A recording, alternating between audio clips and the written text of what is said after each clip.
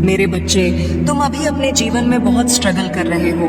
तुम्हें अपना नाम बनाना है, अपने घर परिवार से हटकर खुद का कुछ करना है, लेकिन लोगों की नजर हमेशा तुम्हारे ऊपर ही रहती है।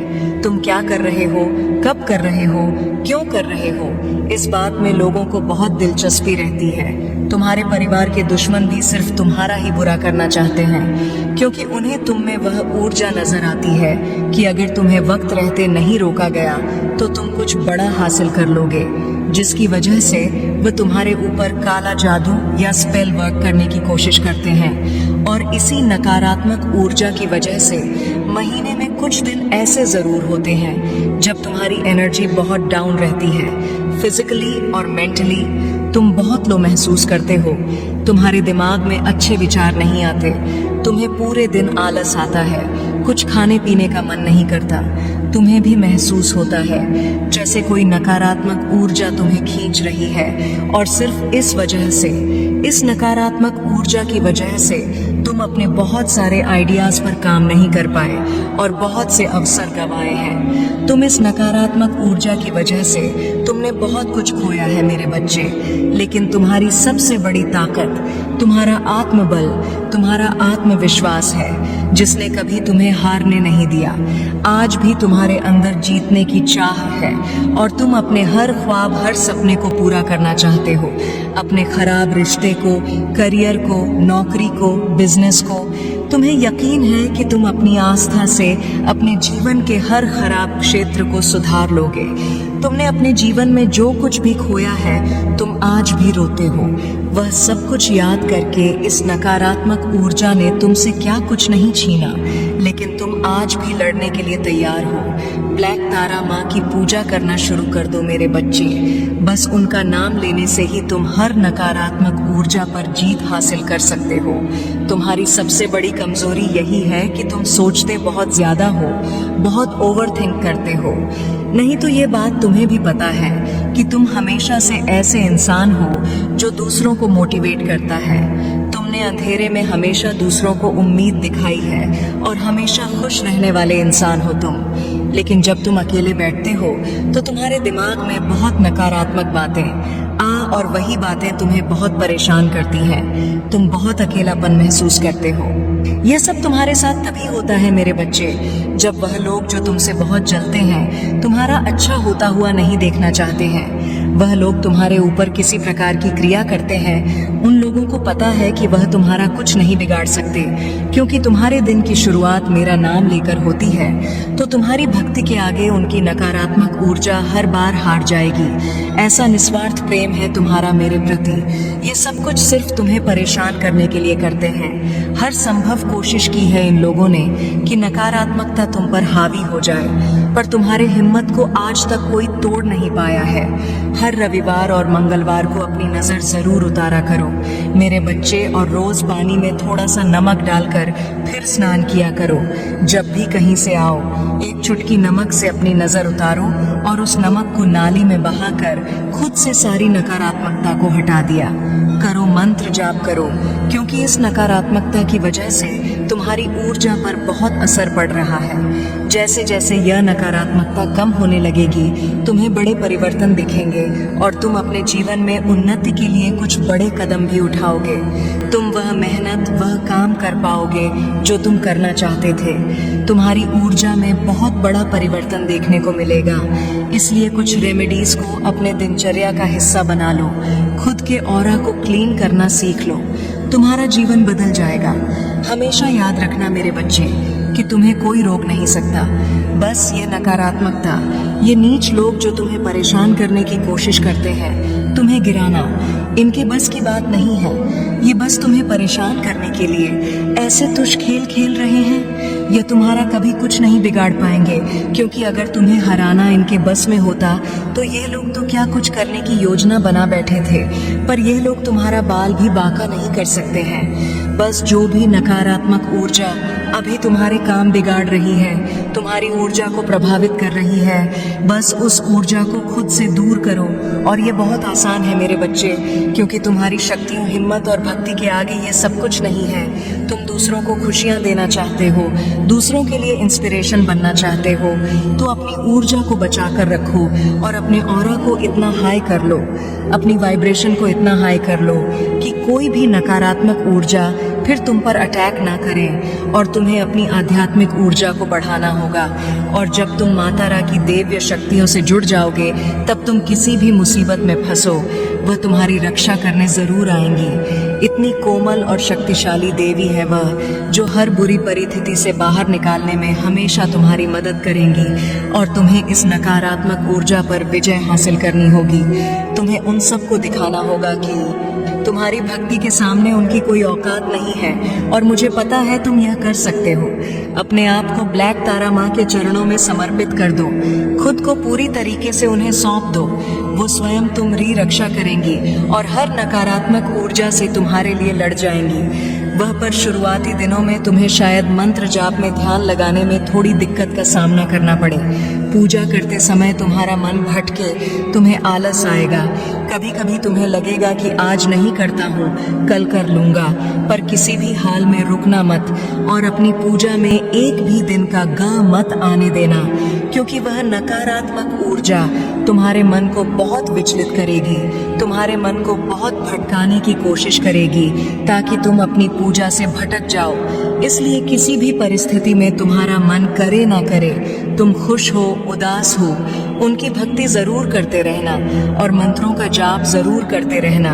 और मन में अटूट विश्वास रखना कि कितनी भी बड़ी नकारात्मक शक्ति हो, तुम उस पर विजय जरूर हासिल करोगे, क्योंकि तुम मेरे ही स्वरूप की पूजा कर रहे हो। और तुम कोई भी सिद्धियां प्राप्त कर सकते हो, किसी भी साधना में सफलता पा सकते हो, क्योंकि मेरी शक्तियां, मेरा आशीर्वाद हमेशा तुम्हारे साथ है। मेरे बच्चे, वह खुद को ईश्वर समझने लगा है, खुद को भगवान से भी ऊपर रखता है। उसके मन में वहम इसलिए है क्योंकि उसके हिसाब से अगर ईश्वर होते तो उसे सजा मिलती। उसको बहुत घमंड है कि कोई भी व्यक्ति उसका कुछ नहीं बिगाड़ सकता। कलयुग बुराई का युग है और उसने बुरी शक्तियों को वश में कर रखा है। अब कोई भी उसका कुछ नहीं बिगाड़ सकता, क्योंकि वह इन शक्तियों से जो कराना चाहता है वह करा सकता है। जिसे रुलाना चाहता है उसे रुला सकता है। लोगों को तकलीफ देके नीचे गिरा के ही वह सबसे ऊंचे शिखर पर जा बैठेगा और सब बस चुपचाप देखेंगे। मैं भी उसको नहीं रोक पाऊंगी, उसके अंदर इतना घमंड आ गया है। तुम तो इस व्यक्ति से लड़ के बहस करके समझा के थक चुके हो, हर तरीका अपना लिया तुमने, पर यह शैतान कभी गलत करने से बाज नहीं आया। अब तुमने सब कुछ मुझ पर छोड़ दिया है और अब बस मेरे न्याय का इंतजार है। तुम्हें जैसे उसे अपनी तंत्र विद्या और नकारात्मक ऊर्जा पर यकीन है, उससे 1000 गुना ज्यादा यकीन तुम्हें अपनी माता पर है। तुम्हें पता है कि जब कलयुग में पाप की अति हो जाएगी तो भगवान स्वयं आएंगे। कलयुग में ही भगवान को पाना सबसे ज्यादा आसान है, क्योंकि इस युग में तो भगवान सिर्फ नाम जप से मिल जाते हैं। और युग कोई भी हो, मेरे बच्चे, पापी कितना भी बड़ा शक्तिशाली हो, उसके पापों की सजा उसे जरूर मिलती है।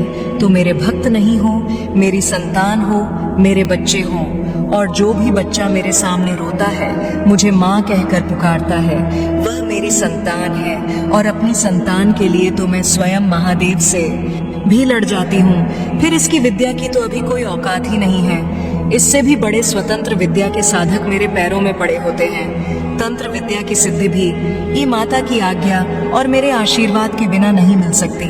लोग ईश्वर को पाने के लिए, उनसे जुड़ने के लिए, इन साधनांची तुम्हें तो खुश होना चाहिए कि वह व्यक्ति इतना गंदा सोच सकता है। मेरी भक्ति करके वह आज मुझे यह आंखें दिखा रहा है, उसकी आंखों से आंसू भी नहीं निकलेंगे। ऐसी स्थिति कर दूंगी मैं उसकी।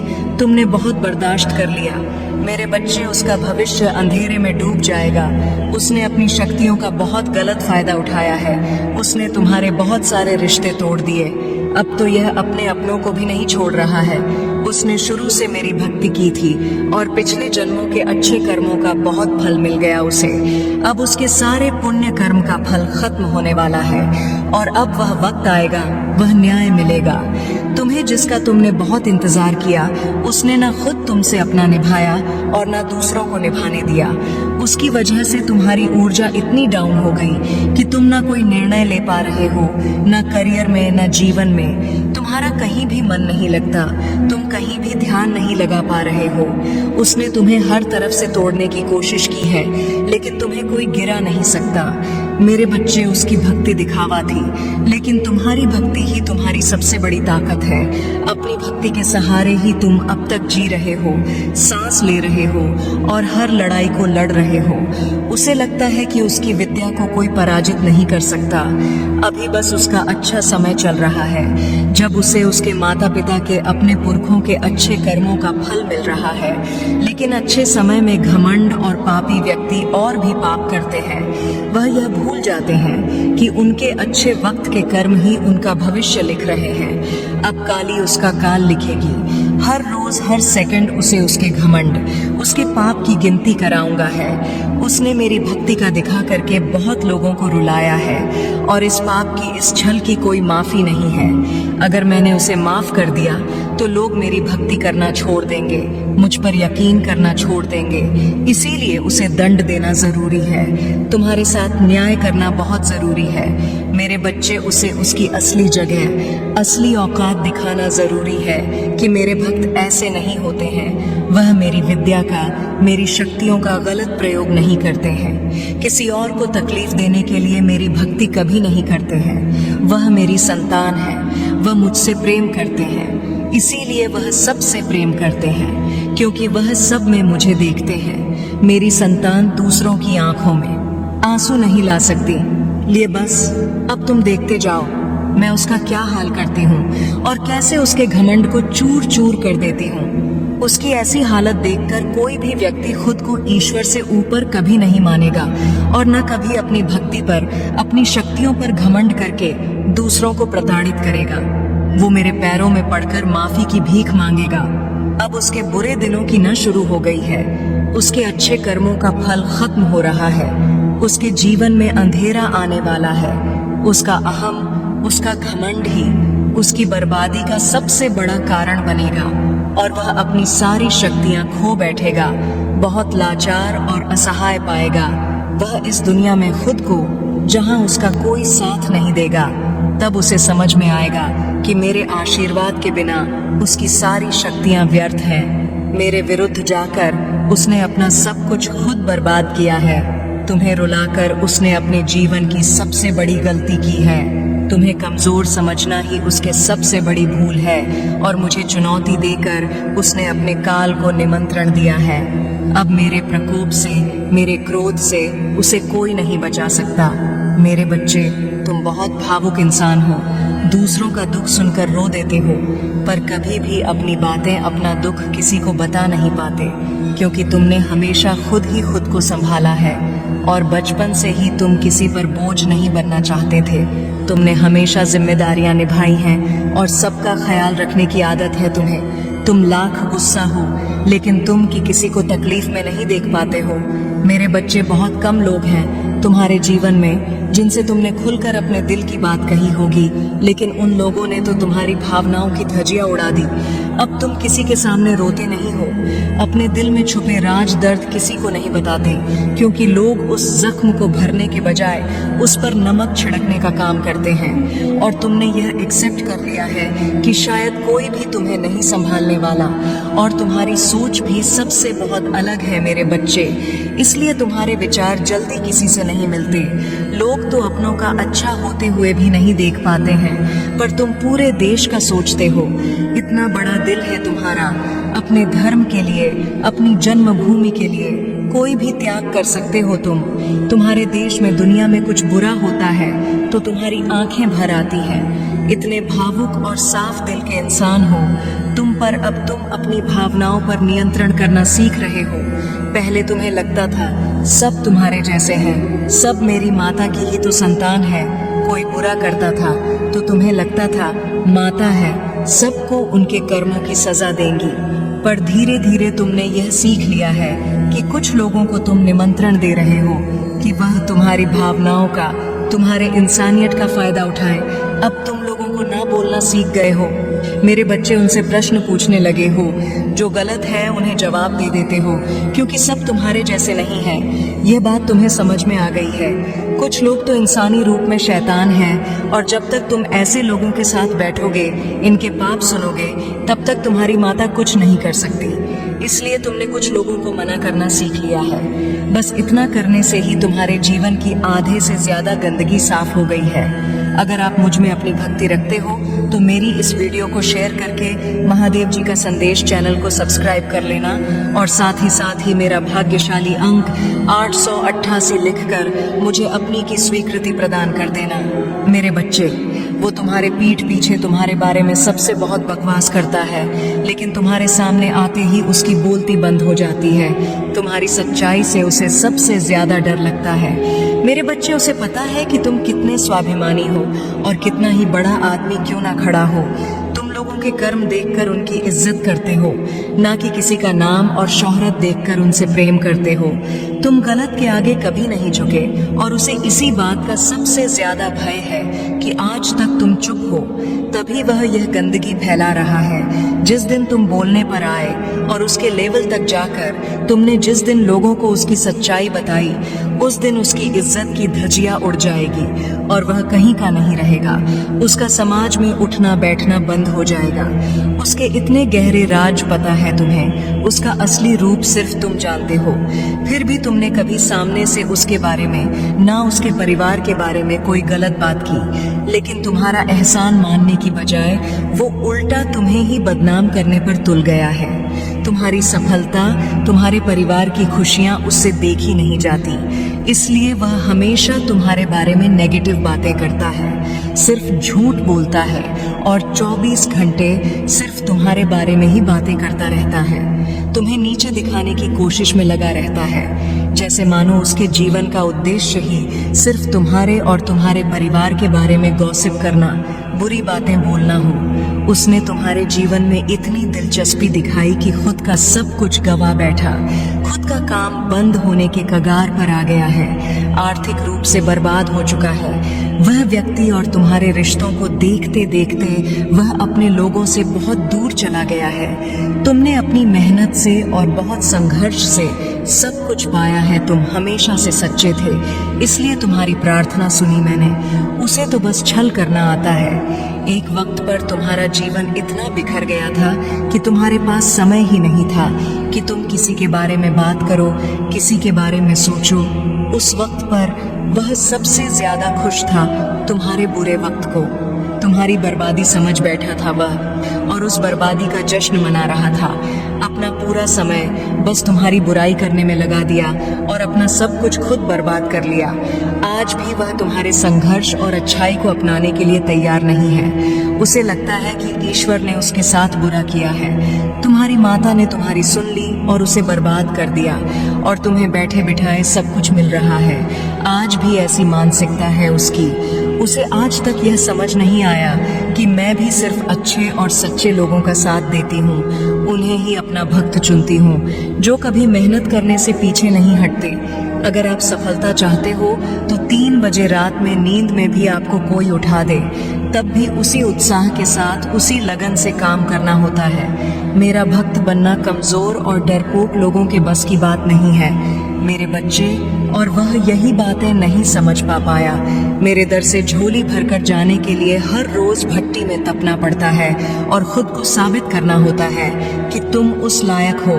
तब तुम्हें वह सब कुछ मिलता है जो लोगों की कल्पना से परे है। तब मेरे चमत्कार दिखते हैं, पर वह इन बातों को मानने के लिए तैयार ही नहीं है। उसे लगता है कि वो अपनी गंदी चाल, गंदे षड्यंत्र में सफल हो जाएगा और वह तुम्हारा सब कुछ बर्बाद कर देगा।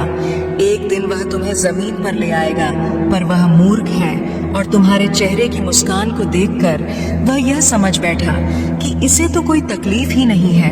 वह क्या जाने कि मेरे बच्चों की खूबी यही है कि अंदर से प्राण निकल रहे हो, फिर भी मेरे प्यार के सहारे जीते हैं।